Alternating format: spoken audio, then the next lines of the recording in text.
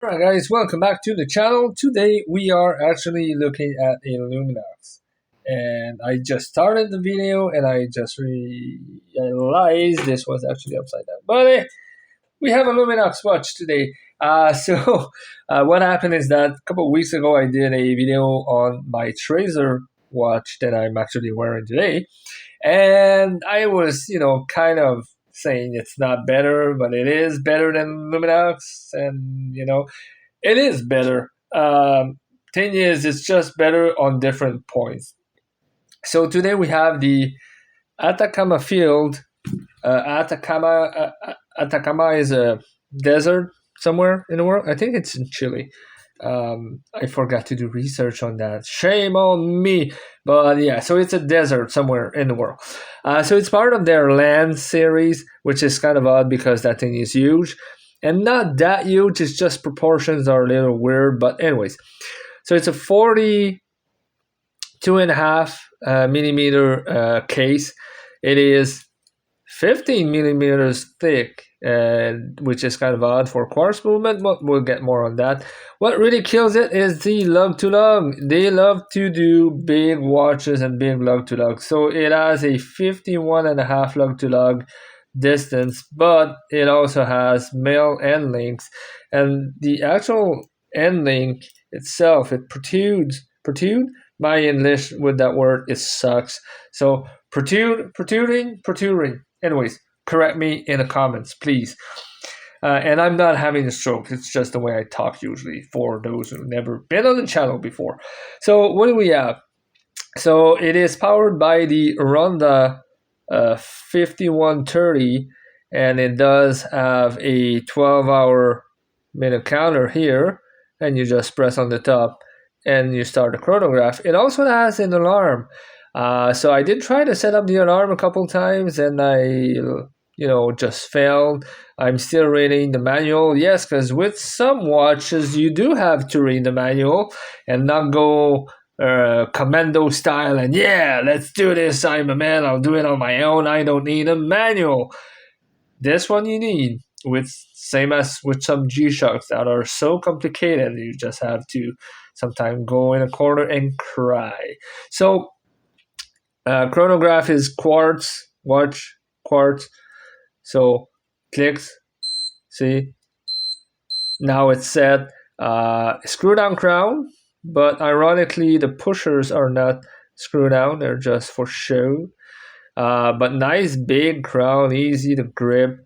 It screws down really easily, and it is a beautiful watch. On the pictures, and you can look at it on the internet, and the pictures really suck because this dial is so hard to capture that, yeah. But when you look at it in real life, when you have it in your hand, it is pretty neat. And I'll try to zoom in. Okay, I just switched phone too, so this one might be easier. Oh, there we go. I can actually zoom with that phone. Whoa, this is beautiful. My other phone camera, I couldn't zoom with it.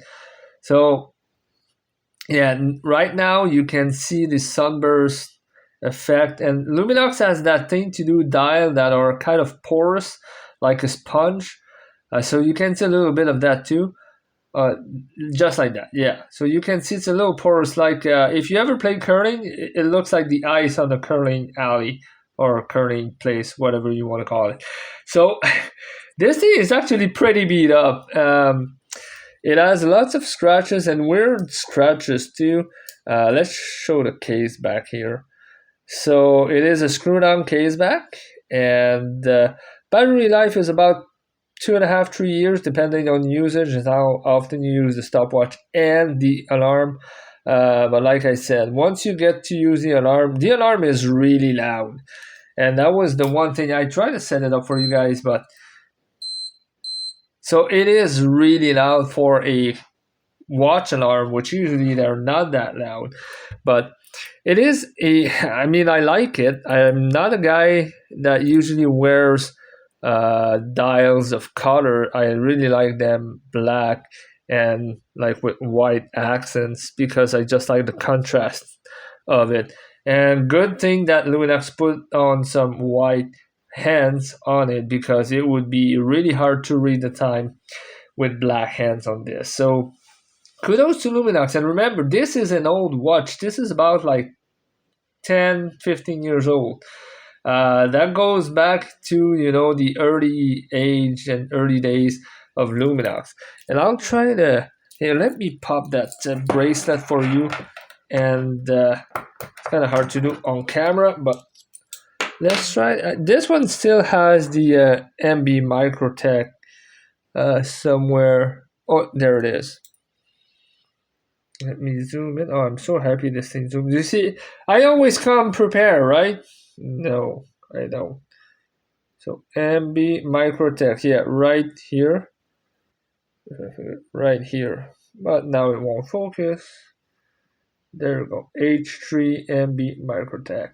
So, like I said, MB Microtech manufactures the tritium tubes for a lot of watch brands out there. So they just, every watch brand, every company has a different criterias, right? So what I'll do, I'll just put it on my wrist to show it to you. I mean, 51 lug to lug, that's too big for me. I tend to stay under 50. So this is like, I did have a glycine and I loved it, but the lug to lug was just too long. And this is pretty much the case. It overhangs a lot, and the end links on the bracelet makes it wear even bigger.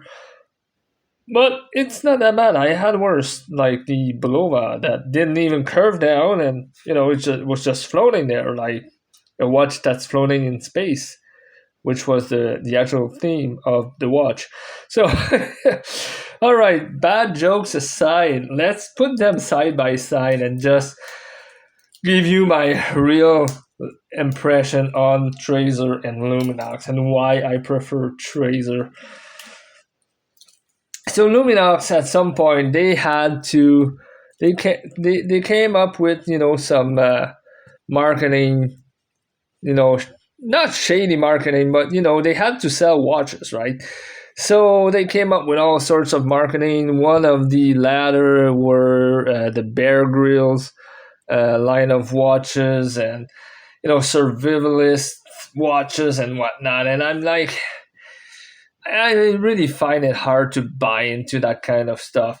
But that doesn't take anything away from them. I mean, they're good watches regardless, and regardless of they're all, the Sentry lineup was definitely the entry level and the cheapest of them all.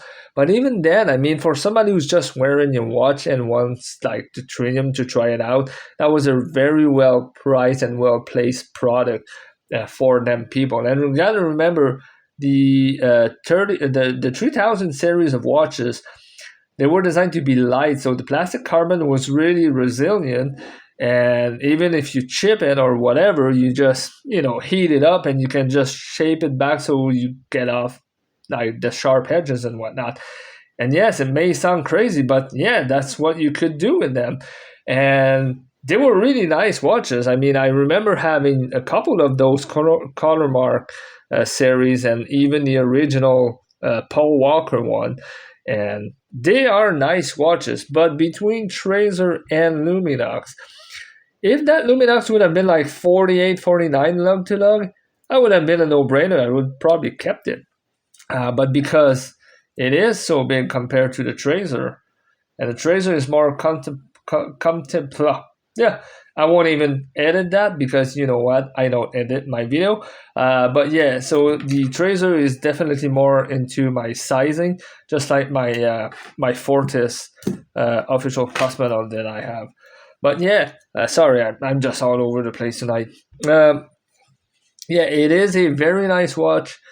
And I mean, if you're looking for one, you can find them pretty cheap. And when I say cheap, I got mine for really a ridiculously low price, but it is beat up and it had no box. And the bracelet has 6 links, 6 removable links. I'm pretty sure it's complete or not far from. So, I mean, if I want to sell it, I'll sell it for $150 Canadian and I'll get my money back, right? So, I mean, this is not a big deal. And if I want to keep it or just give it away, I'll just do so too, because I'm not losing much, and it just helped me create contents.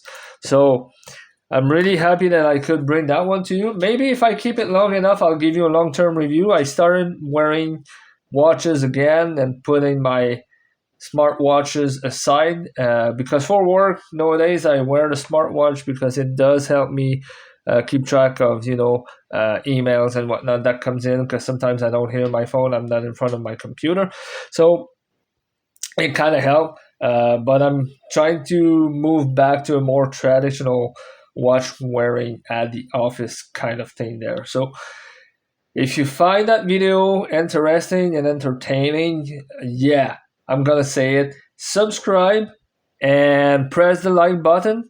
Maybe one day I'll get monetized. And that wasn't my first goal when I started a couple of years ago and before I shut down my other channel. But if I can get a little bit of money out of this at some point during my lifetime, it's probably going to be welcome, right? So like and share if you want, but definitely if you want to help me and support me, subscribe and like the videos that I make. And I'm trying to get back on a one video a week basis. So if you want to see more videos, just let me know in the comments. See you later.